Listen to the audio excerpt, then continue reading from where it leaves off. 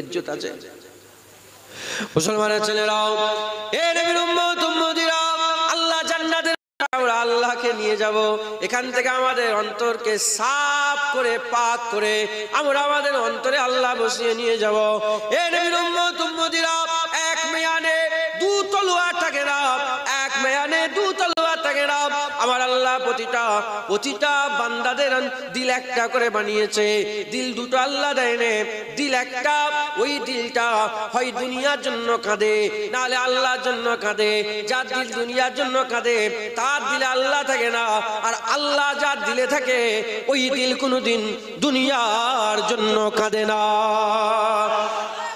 এ নবীর উম্মত উম্মতিরা, আল্লাহ আমাদের করে জান্নাতের বাগানে বসিয়ে দিয়েছে। এখান থেকে আমরা দিল সাফ করব। আমরা এখান থেকে দিল সাফ আমাদের দিলের মধ্যে আল্লাহ ঢোকাতে পারবো, তাহলে আমাদের কি হবে? দুনিয়া আখিরাতে ইজ্জত বড় হয়ে যাবে। আমরা আসল হাকিকাতে ইজ্জতওয়ালা হয়ে যাব, সম্মানওয়ালা হয়ে যাব। এ নবীর উম্মত উম্মতিরা, আমার আল্লাহ পাক ইসলামে পাঠিয়েছে, কি ইজ্জত আমাদের করে দিয়েছে, কি সম্মান আমাদের করে দিয়েছে।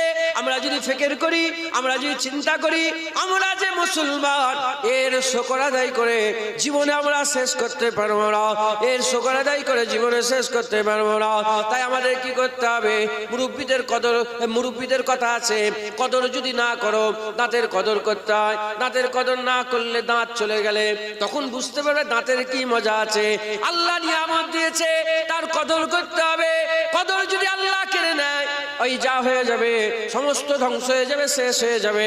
আমরা যদি আল্লাহর নিয়ামতের কদর করে ঠিকঠাক ভাবে আল্লাহ রাস্তায় চলতে পারে, ইসলামের মধ্যে পরিপূর্ণ ঢুকতে পারে, আমার আল্লাহ আমাদের দুনিয়াতে সম্মানওয়ালা করে দেবে।